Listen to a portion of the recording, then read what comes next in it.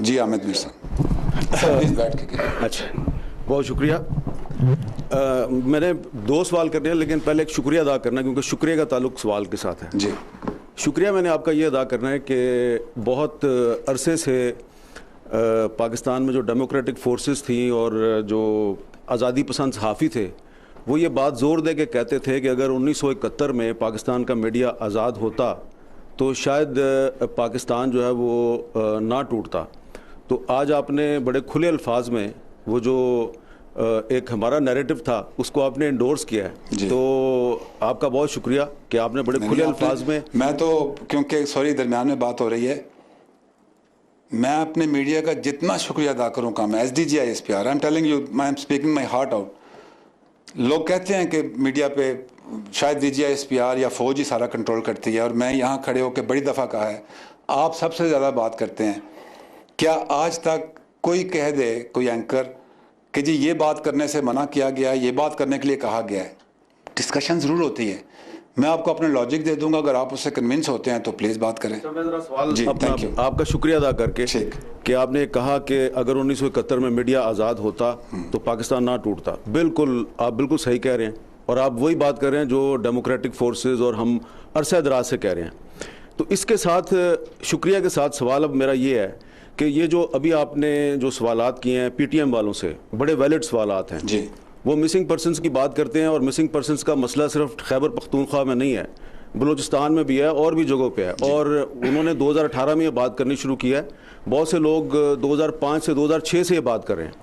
तो जो आपने सवालात किए हैं, तो क्या ये मुनासिब नहीं है कि जो PTM की लीडरशिप है उसको इलेक्ट्रॉनिक मीडिया पर बुलाया जाए और उनसे ये सवालात किए जाएँ, ताकि वो जो ये इल्ज़ाम लगाते हैं कि DGISPR जो है वो मीडिया पे हमें कवरेज नहीं मिलने देते और हम पे बड़ी पाबंदियां लगाई हुई हैं, तो जो सवालात आपने किए हैं उनको अगर हम बुलाएं और उनसे पूछें तो उनके पास जवाब होगा। क्योंकि जिस आपने धरने का जिक्र किया इस्लामाबाद वाले PTM के धरने का पिछले साल वाला, जिसमें आपने कहा कि रॉ ने उसकी फंडिंग की थी, तो उस धरने में तो मैं भी गया था और इमरान खान साहब भी गए थे, और मंजूर पश्तीन साहब ने ही मुझे भी और इमरान खान साहब को बुलाया था, और हम तो नकीबुल्लाह महसूद के कातलों की गिरफ्तारी का मुतालबा कर रहे थे। पहला सवाल यह है जी, मैं पहले का जवाब देता हूँ, मुझे भूल जाएंगे जवाब। दूसरा में छोटा सा है, जो आपने शुरू में कहा कि जो नौशहरा में ब्रिगेड हेडक्वार्टर पर हमला हुआ और आप इंडिया से पूछ रहे हैं, जरा बताएं वहां पे कौन कौन मौजूद था। ठीक, तो क्या ये दुरुस्त है कि वहां पे इंडियन आर्मी चीफ भी मौजूद थे? ठीक, थैंक यू आमिद मीर साहब। मुझे पता है कि मिसिंग पर्सनस के साथ आपका एक दिली लगाव है, हमारा भी उतना ही लगाव है। हमारा दिल नहीं करता कि कोई भी बंदा मिसिंग हो। जब जंग होती है तो उसमें बहुत सारे काम करने पड़ते हैं। कहते हैं ना, everything is fair in love and war. जंग बड़ी रुथलेस होती है, और अफवाज पाकिस्तान या जो भी सिक्योरिटी के इदारे हैं उसको फ़र्ज समझ के लड़ते हैं, कुछ ज़ाती जंग नहीं होती उनकी। मैंने एक तो आपको रेफरेंस दिया कि मिसिंग पर्सन सिर्फ वो नहीं है जो ये कहते हैं। मुझे लिस्ट दे दें, आप भी चले मिलते जुलते हैं, तो ज़रा TTP किस कहें कि अपने उन लोगों की लिस्ट दे दें ताकि हम मिसिंग पर्सन को क्लियर कर लें, और इस पे बात पे काम भी बहुत हो रहा है। PTM के जलसे में आप गए, प्राइम मिनिस्टर साहब भी उस वक्त प्राइम मिनिस्टर नहीं थे, गए, तो जाने पे तो कोई आपको तो नहीं पता कि अरेंजमेंट के लिए पैसे कहाँ से आए हैं, आपको अभी भी नहीं पता। अगर आपको पता हो तो आप ना जाते। उनका एजेंडा तो बिल्कुल अच्छा है।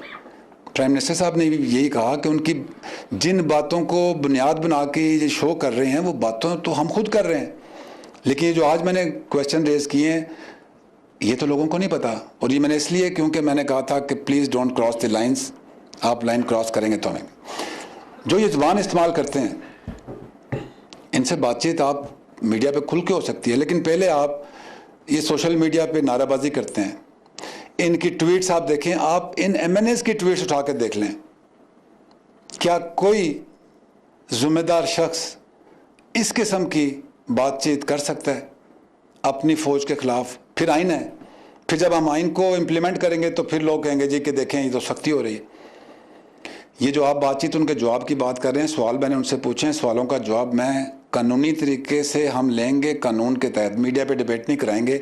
आप मीडिया पे डिबेट, उस पर भी मेरी आपसे जवाबी रिक्वेस्ट है। और बात लंबी हो रही है, आज प्रेस कॉन्फ्रेंस भी लंबी हो गई है। मेरी मीडिया के तमाम एंकर से बातचीत होती है, उनके मीडिया ओनर से भी बात होती है। आज मैं खुल के अवाम के सामने आपसे बात करता हूँ।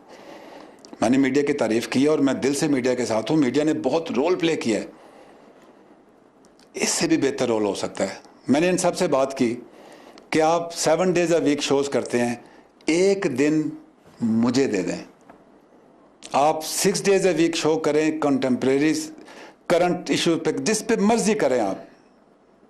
7 बजे से लेकर 12 बजे तक 43 न्यूज़ चैनल्स, एंकर्स, गेस्ट, एक ही मौजू पे बात, आप कोई भी लगा लें।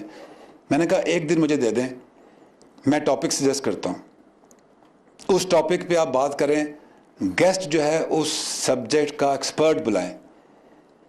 मिलिट्री कोर्ट्स बने थे, जुडिशल रिफॉर्म्स होने थे, आप जुडिशल रिफॉर्म्स के ऊपर टॉक शो करें, बुलाएं पुराने चीफ जस्टिस को, उनका एक्सपीरियंस जेहन में सामने रखें, सजेस्ट करें हुकूमत को कि कैसे जुडिशल रिफॉर्म्स होने चाहिए। एजुकेशन की मैंने इतनी बात की है, प्लीज़ आप पुराने एजुकेशन एक्सपर्ट्स को बुलाएं, उस 1 घंटे में एजुकेशन रिफॉर्म्स के ऊपर बात करें, सजेस्ट करें, पुलिस रिफॉर्म्स के ऊपर बात करें, सजेस्ट करें, फाटा की बहाली के ऊपर बात करें, सजेस्ट करें। आज तक नहीं हुआ। तो मीडिया के, you are the most powerful pillar of the state today. और मैं आपको फिर आज पूरे मीडिया को शुक्रिया अदा करते हुए कहता हूं, फिर मैं अरसा दूंगा 6 महीने, तो फिर कहेंगे 6 महीने की बात की है। ट्राई करें इसे। प्रॉब्लम तो सबको पता है, 7 बजे से लेकर 12 बजे के टॉक शो में तमाम एक ही problem, everybody is talking about the problem. Solution बताएं ना, इकोनॉमी सीधी करनी है, सोल्यूशन बताएं। और फिर इस एनवायरनमेंट में हर बंदा बोल सकता है, जो रेडी वाला है वो भी बोल सकता है, रिक्शे वाला भी बोल सकता है, तांगे वाला भी बोल सकता है, ब्यूरोक्रेट्स भी बोल सकता है, पॉलिटिशियन भी बोल सकता है। एक आर्मी चीफ है, 40 साल उन्होंने इस मुल्क के लिए एक सिस्टम के अंदर रहते हुए काम किए, citizen of Pakistan, he can't speak. उसका स्पोक्स पर्सन भी यहाँ खड़ा होता है, तो आपको नहीं पता कि मैं कितना बंधा हुआ बोलता हूँ। मेरे पास वो लिबर्टी ऑफ एक्शन नहीं है कि मैं जो दिल में आए मैं रात को 1 बजे उठ के तो बोल दूँ। Media is most powerful pillar of the state, और मैंने इसको बड़े दिल से एक्नॉलेज किया है कि अगर आप होते 1971 में बताते कि जी पाक फौज ये गलतियां कर रही है, सियासतदान ये गलतियां कर रहे हैं, इंडिया ये गेम कर रहा है, आप हमारे ईयर्स एंड आइज होते तो हम करेक्शन लगाते। आज ये फिर मौका है, please be our eyes and ears, guide us based on your discussion, based on your logic, based on your analysis, guide us. ये तो हमें पता है कि लड़ाई हो गई है, ये हमें पता है धमाका हो गया है, ये हमें पता है कि चल रही है गड़बड़, तो उसके ऊपर तो कोई फ़ायदा नहीं है। तो मैं ही रिक्वेस्ट करूँगा कि इन सवालों के जवाब हम उनसे लीगल तरीके से लेंगे, और जब इनकी ज़ुबान सीधी हो जाएगी और जब ये एक्सपोज हो जाएंगे, आप इनको 24/7 टीवी पे रखें। क्या आप ऐसे बंदे को टीवी पे बुलाना शुरू करेंगे जो कहता है ये जो दहशतगर्दी है इसके पीछे वर्दी है?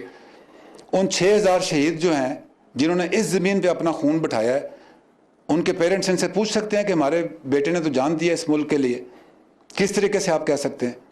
ब्रिगेड हेडक्वार्टर में इंडियन आर्मी चीफ था क्या नहीं? चले आप किसी इंडियन जर्नलिस्ट से पूछिएगा। थैंक यू जी। बिस्मिल्लाहिर्रहमानिर्रहीम। जनरल साहब, जो शुक्रिया की रवायत चाली पड़ी है, अहमद मीर साहब ने शुक्रिया अदा किया, शुक्रिया तो नहीं, शुक्रिया अदा करने के बगैर काम आगे नहीं चलेगा। अफवाज पाकिस्तान का हम तादिल से शुक्रिया अदा करते हैं कि उन्होंने पाकिस्तान की सालमियत के लिए बहुत कुर्बानियाँ दी हैं, और आपने जो काम किया है वो कमाल का ही काम किया है। लेकिन एक्चुअल बात यह है कि आप पहले हिस्से में कुछ बातें कर गए थे कि अब मीडिया पे भी आप खुश हैं, सियासतदानों पे भी खुश हैं, हर एरियाज़ ने बड़ी मदद की पिछले एपिसोड में। लेकिन एक्चुअली ये जितने काम हैं, जितने एरियाज़ हैं, ये एड्रेस उस वक्त हो सकते हैं जितने तक हमारा मुल्क मुआशी तौर पे, इकानमी तौर पे मजबूत नहीं होगा। डिफेंस के मामलात भी उस वक्त चल सकते हैं, और ये इकानमी तौर पे उस वक्त मजबूत हो सकता है जिस वक्त तो आप कोई मैसेज ऐसा हो कि ये सारे लोग एक पेज पे हों, अनसर्टेनिटी ख़त्म हो। वो मुल्क में अनसर्टेनिटी ख़त्म नहीं होगी तो इकानमी तौर पे हम मजबूत नहीं होंगे। इसका क्या जी? देखिए, ये इसमें सवाल तो कोई नहीं है, इसमें सजेशन ही है जी। फौज का काम है जी, फौज का काम है आपको वो एनवायरनमेंट मुहैया करना जिसमें इकॉनमी प्रोग्रेस कर सके। अल्लाह का बहुत शुक्र है, आपकी फौज ने बहुत बेहतरी ला दी है। अब जो काम बाकियों के करने के हैं वो बाकियों ने करने हैं इंशाल्लाह जी। Okay, please ask question.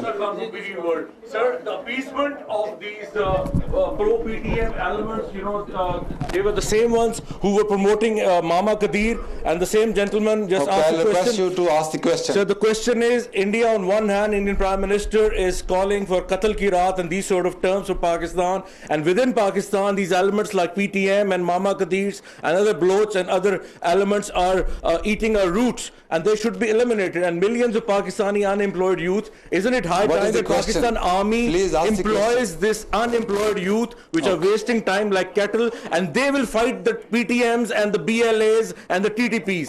Isn't it high time, sir? Okay, thank you. आई प्लीज जी, फ्रीगा सवाल पूछिए। Thank you. Everyone's thanking you, so I'll thank you as well for this press conference. First of all, you said we'll need a lot of money for mainstreaming the madrasas. पहले ही हमें काफ़ी constraints हैं economically. Where do we plan to get this money from? Secondly, Prime Minister of Pakistan, उनको भी मैंने ये बात कही थी, and I'm asking you the same question कि PTM को इतनी ज़्यादा पजीराई मिलने की या थोड़ी बहुत जो भी है, बहुत बड़ी वजह ये है कि the local political leadership needs to be active there. So how do you plan to do that? The plans, the information that you are giving us is alarming, but at the same time you need a substitute for their voice. And thirdly, Prime Minister said that if it's a Modi government, so Pakistan India के ताल्लुकात कश्मीर पे बातचीत हो सकती है. Do you think that's a possibility, considering Modi ने अपना नाम ही चौकीदार रखा है, and the whole campaign is based anti-Pakistan? इसमें से कोई भी क्वेश्चन फ्रिया फ्रैंकली मेरा जवाब इस पे बनता नहीं है, लेकिन taking your concern regarding India, election की एक एनवायरनमेंट है। इलेक्शन की एनवायरनमेंट में आप देखें वो इतने मतलब मजाक वाले बयानात भी दे देते हैं बाज़-औक़ात, तो वी आल्सो अंडरस्टैंड कि उनका एक लोकल ऑडियंस है, उनके लिए इलेक्शन के लिए वो कैंपेन कर रहे हैं। इलेक्शन ख़त्म हो जाए अगर उनका रवैया यही रहा तो हमारा रवैया भी डिफरेंट होगा, बट वी आर फीलिंग कि वो थोड़ा इलेक्शन कैंपेन की कंपल्शन में कुछ ओवर शूटिंग कर रहे हैं। That is for the domestic audience. हमारे जितने सेफ गार्ड वगैरह थे वो हैं, अगर इलेक्शंस के बाद वन वुड सी के इलेक्शन के बाद ये कैसे चलते हैं। Thank you very much. I will take last two questions. या please sit down.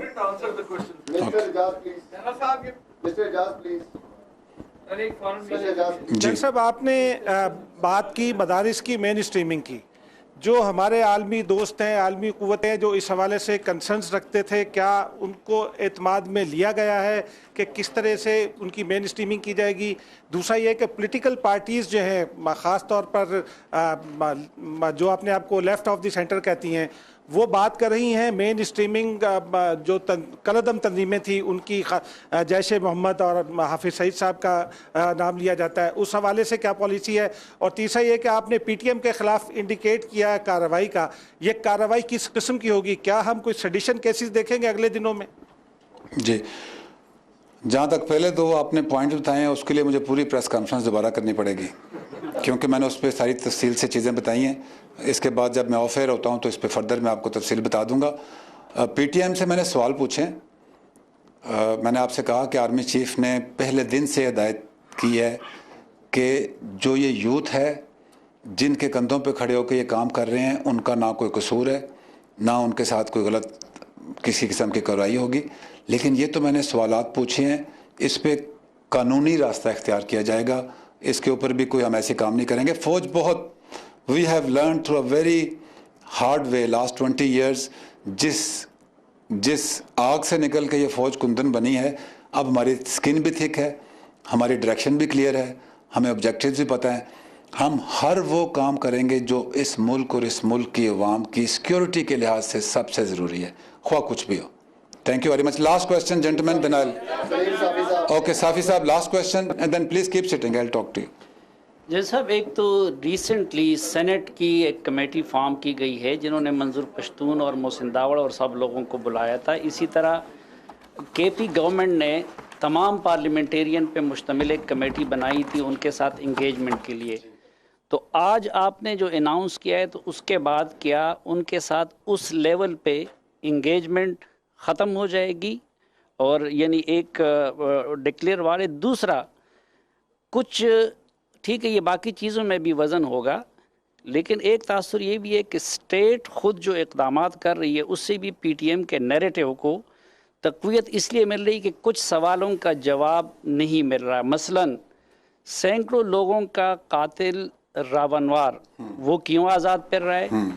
SP Dawar कहाँ से कैसे उसकी यहाँ से अफ़गानिस्तान पहुँचे?